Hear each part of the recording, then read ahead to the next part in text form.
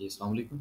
Welcome to Pakistan Stocknetic. उम्मीद है कि आप तमाम दोस्त खैरियत से होंगे और आज का दिन भी ट्रेडिंग के हवाले से अच्छा गुजरा होगा।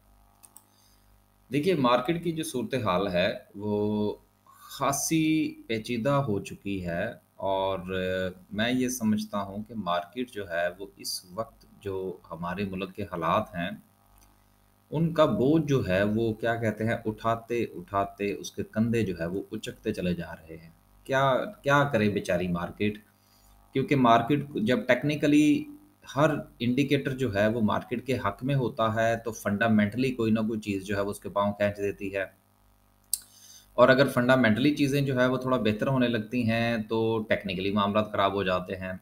इस वक़्त मैं गुज़िश्ता चंद दिनों से जो अपनी बात दोहरा रहा हूँ, आज भी उसी बात को दोहराऊँगा कि इस वक़्त मार्केट जो है वो टेक्निकली जो है वो परफ़ॉर्म करने के मूड में है। ज़रूरत जो है वो सिर्फ़ और सिर्फ़ फंडामेंटल्स की है। मेरी गुज़िश्ता चंद वीडियोज़ जो हैं, उनके ऊपर बहुत खुल के दोस्तों ने तनकीद फ़रमाई। उनका अपना हक़ है, उनको वो हक़ जो है वो अदा करना चाहिए और हम उनकी तनकीद जो है वो लेने के लिए तैयार हैं। लेकिन सवाल ये पैदा होता है कि अगर हम इस चीज़ को डिस्कस ना करें कि जो चीज़ फंडामेंटली जो है वो हमारी मार्केट को मुतासिर कर रही है, तो फिर इसका मतलब ये होगा कि हम कबूतर की तरह जो है वो आँख बंद कर लें और हम ये समझें कि बिल्ली जो है वो हमारे ऊपर हमला नहीं कर रही। अब ऐसी सूरत में अगर हम अपने पोर्टफ़ोलियो को अगर हम तवातर के साथ जो है वो गिरता हुआ देखें, तो फिर यकीनन उसमें हमारा अपना ही हाथ होगा। क्योंकि देखिए, स्टॉक मार्केट जो है ये मैं आपको याद होगा मैं एक फ़िक्रा बोला करता हूँ कि ये लस्सी पीने वालों का काम नहीं है, ये कॉफ़ी पीने वालों का काम है। कायद-ए-आज़म रहमतुल्लाह अलैह भी स्टॉक मार्केट में उनका बहुत अच्छा पोर्टफ़ोलियो था, अगर आपने कभी उनकी हिस्ट्री पढ़ी हो तो। तो बहरहाल बात करने का मकसद ये था कि देखिए सर, बात ये है कि जब तक हम हर उस चीज़ के ऊपर आज मार्केट-शार्केट मैंने कोई इतनी डिस्कस नहीं करनी। लिहाज़ा अगर आपने कोई वीडियो-शीडियो स्किप करनी है तो यहीं से कर जाइए। क्योंकि अब आप ये सोच रहे होंगे कि मैंने आगे जाके आपको कोई शेयर बताना है या उसको डिस्कस करना है, तो ऐसा कुछ नहीं है। मैं आज फंडामेंटल्स थोड़े से डिस्कस करने की कोशिश करूँगा और कुछ जाके कैंडलस्टिक को डिस्कस करेंगे। अब चलते हैं अपने मौज़ू की तरफ वापस।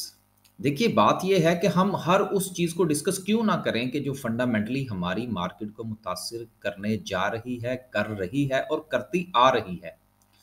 जब तक हम अपने इन तमाम मामलात का जायज़ा नहीं लेंगे, आरएसआई लगाएँ, मैकडी लगाएँ, वो क्या कहते हैं जी वो कोई भी इंडिकेटर उठा के देख लीजिए आप, लगाते जाएँ इंडिकेटर, फिर क्यों नहीं चल रही मार्केट?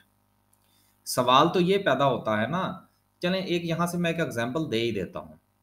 यहाँ से अगर हम कोई शेयर उठा लेते हैं, मिसाल के तौर पर कोई भी ले लें, हमने तो ख़ैर काफ़ी जो शेयर्स हैं उनकी स्टडीज़ बना रखी हैं, चलें हम नेटवर्क की देख लेते हैं। अब इसके ऊपर जो है वो अगर हम आरएसआई लगाएँ इस वक़्त, लो लमलेट हुआ पड़ा है। अब सवाल ये पैदा होता है कि आरएसआई जो है वो इस वक़्त जो है वो इसका तकरीबन 34 पे है, ओवरसोल्ड पोज़ीशन में है। लेकिन आप ये देखिए कि ये कब से ओवरसोल्ड सिचुएशन में है, फिर आपको इस चीज़ का अंदाज़ा होगा। 3 नवंबर से, 3 नवंबर से। ये सिर्फ़ अभी मैंने एक शेयर की आपको मिसाल दी है। कि आप ये देखिए कि ये 3 है या 8 है, मेरी यार नज़र आजकल बड़ी कमज़ोर हो गई है। मेरा ख़्याल है शायद 8 है। बहरहाल माज़रत यार अगर ये 8 हो या 3 हो, इसको ज़रा आप हाँ, 8 है जी माज़रत। अब 8 तारीख़ से ये शेयर जो है, ये ओवरसोल्ड हुआ पड़ा है और आज क्या तारीख़ हो गई है? आज 23 तारीख़ हो गई है। अब आप मुझे ये बताइए कि टेक्निकली जो है, इंडिकेटर्स की बुनियाद पर ये शेयर जो है, ये यहाँ पर बाइंग बनती है इसकी। क्यों परफ़ॉर्म नहीं कर रहा पूरा 1 महीना हो गया? फंडामेंटल्स यार, कंपनी के फंडामेंटल्स नहीं, मुल्क के फंडामेंटल्स जो हैं वो इसको रोके हुए हैं ऊपर जाने से और इन्वेस्टर जो है वो इसमें इन्वेस्ट नहीं कर रहा। ये सिर्फ़ एक शेयर नहीं है, मैं ऐसी कई मिसालें आपको दे सकता हूँ। कई किसी की अपने शेयर्स के ऊपर जो है वो 10 शेयर्स के नाम लिख के दे सकता हूँ कि जी 10 शेयर ऐसे जो कि बहुत ही अच्छी प्राइस पर हैं, जिनको बाय किया जा सकता है और आने वाले 2 से 3 महीने के अंदर आपको दुगना तिगना जो है वो रिजल्ट देंगे। लोग ठक ठक करके देखना शुरू करेंगे, बाय करेंगे, फिर बाद में पूरा महीना इसी तरह बैठे रहेंगे, यार शेयर तो चल ही नहीं रहा, क्या करें? सवाल ये पैदा होता है कि अगर आप टेक्निकल्स के साथ-साथ अगर आप फंडामेंटल की स्टडीज़ नहीं करेंगे, तो आपका पोर्टफोलियो बैठ जाएगा। इसलिए आपने देखा होगा कि मैं बहुत सारे जो मुल्की मामलात हैं, उनके ऊपर भी बात करना शुरू कर दी है। लोग ये समझते हैं, मेरे दोस्त अहबाब ये समझते हैं कि शायद मैं कोई पार्टी जॉइन करने लगा हूँ। पार्टी हमने जॉइन करनी होती तो यार जवानी में ना करते। बहुत सारे दोस्त इसके ऊपर भी तनकीद करेंगे। जवानी से मतलब होता है यार ये जो डंडे-शंडे खाने की उम्र होती है ना, ये 40 से पहले की होती है। जिसमें आप रैलीज़ में जाते हैं, कोई लड़ाई-शड़ाई भी हो जाए तो ख़ैर है, जलसों जुल जुलूस भी निकाले जाते हैं। यार ये 40 के बाद सिलसिला जो है ना ये थोड़ा बदल जाता है। हालात बदल जाते हैं, मामलात बदल जाते हैं, देखने का अंदाज़ बदल जाता है, सोचने का अंदाज़ बदल जाता है और अगर कोई ख़यालात बदलने वाला मिल जाए तो फिर ख़यालात भी बदल जाते हैं। चलिए ख़ैर मुफ़क्किरी हो गए हैं, आगे चलते हैं। बात करने का मकसद ये है कि सर इस वक़्त मामला जो है ना वो सारा का सारा फंडामेंटली है। इसलिए आप इस चीज़ की तरफ ना जाया करें कि कोई बंदा जी आप जो जी स्टॉक मार्केट पर वीडियो बनाते हैं, आपने ये क्या करना शुरू कर दिया? सर जी अगर आपकी समझ में ये नहीं ना आता कि हमने ये क्या करना शुरू कर दिया, तो फिर बेहतर ये है कि आप ना वो वीडियोज़ देखा करें जिसमें आपको कोई शेर-शुर बताए जाएँ और फिर आप उसी तक के महदूद रहेंगे। अब मैं आपको एक छोटी-सी मिसाल यहाँ पर ये देता हूँ कि कल मार्केट जो थी वो कितना अच्छा था मार्केट का स्ट्रक्चर। आज ये मिक्स किस्म की गुफ्तगू चलेगी, तरतीब के साथ नहीं होगी, थोड़ी लंबी भी हो सकती है। अब यहाँ से मैं दोबारा फिर केएसई 100 की तरफ जाऊँगा। केएसई 100 की जो हमारी स्टडीज़ बनी पड़ी हैं, अब आप ये देखिए। कल की कैंडल इसके ऊपर हमने गुफ्तगू की, उसके साथ हमने ये नीचे इसका वॉल्यूम कल हमने डिस्कस किया था। कितनी अच्छी कैंडल थी, कितना अच्छा वॉल्यूम था, लेकिन उसके बाद आज मार्केट में टका के प्रेशर आया। रीज़न क्या है? क्या मार्केट टेक्निकली परफ़ॉर्म नहीं कर रही? कतई नहीं। मार्केट टेक्निकली परफ़ॉर्म करना चाह रही है। फंडामेंटली रुक रही है सर जी। तो जब तक आप फंडामेंटल्स के ऊपर गहरी नज़र नहीं रखेंगे, आपका पैसा मार्केट में फँस जाएगा। अब इस चीज़ को रोकने के लिए आज सुबह जो है सिर्फ़ मैं एक मैसेज आपको सुनवाऊँगा और उसके बाद फिर हम आगे चलेंगे। आज सुबह मार्केट खुलने से पहले जो है, वो मैंने मैसेज एक भेजा था अपने दोस्तों को, वो आपको सुनवाते हैं। ये मैंने भेजा था सुबह 8 बजकर 46 मिनट पर। ये सुनें और फिर हम आगे चलते हैं। 2 मिनट का मैसेज है, सारा सुनना पड़ेगा आपको। जी, अस्सलाम वालेकुम। उम्मीद है कि आप तमाम दोस्त खैरियत से होंगे। अच्छा, बात ये है कि हालात जो हैं वो इतने सादा है नहीं कि जितने नज़र आ रहे हैं। तो लिहाज़ा गुज़ारिश ये है कि हमारी तमाम ट्रेड्स अगर हम उनका थोड़ा-सा जायज़ा लें तो वो तकरीबन 3 किस्म की हैं। एक जो है वो हमने ट्रेड्स ले रखी हैं और उन पर हमने कोई प्रॉफ़िट टेकिंग के लिए कोई लेवल्स नहीं है और उनका जो है वो कोई स्टॉप लॉस भी नहीं है। तो ऐसी तमाम ट्रेड्स जिनका हमने स्टॉप लॉस नहीं रखा हुआ और लॉन्ग टर्म के लिए हैं, शायद उनमें हमने प्रॉफ़िट लेवल्स भी जो है वो तय नहीं किए हुए।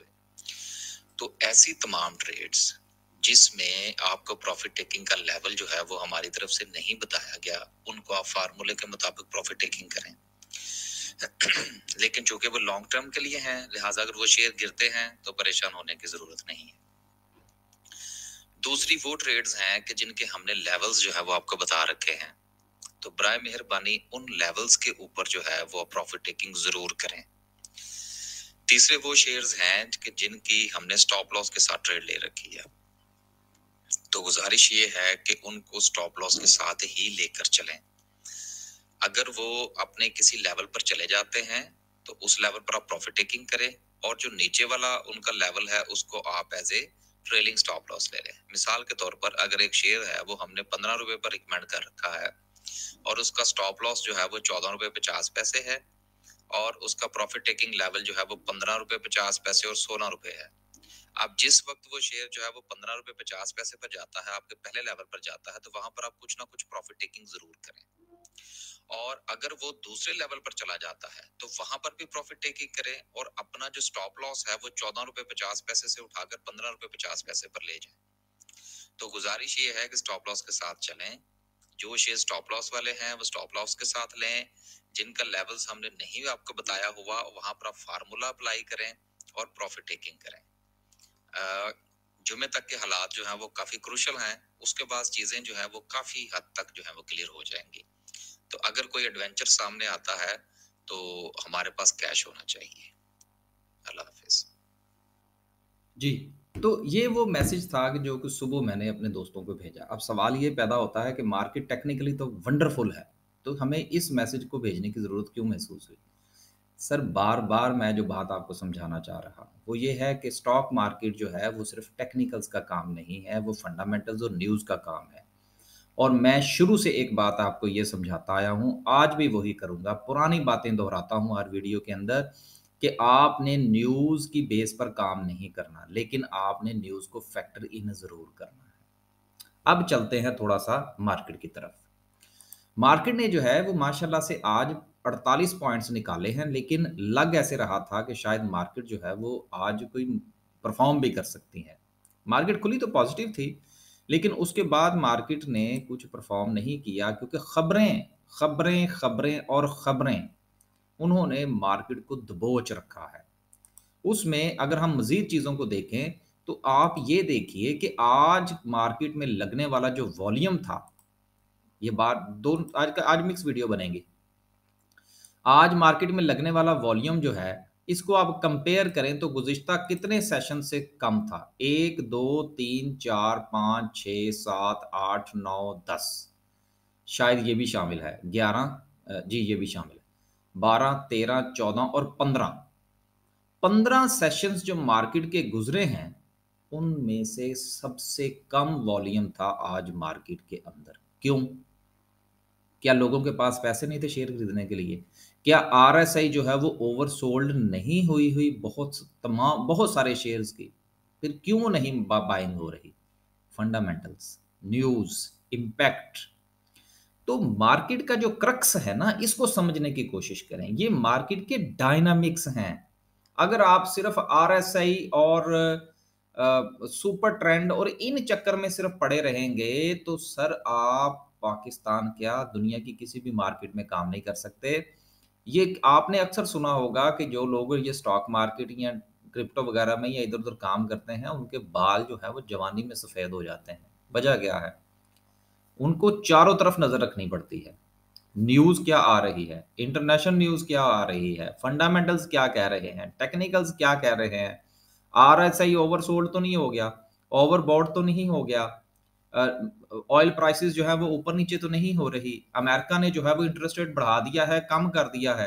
अब बंदा पूछे कि अमेरिकन इंटरेस्ट रेट के बढ़ने या कम होने का जो है वो हबको के साथ क्या ताल्लुक है? हबको क्यों ऊपर नीचे हो जाता है?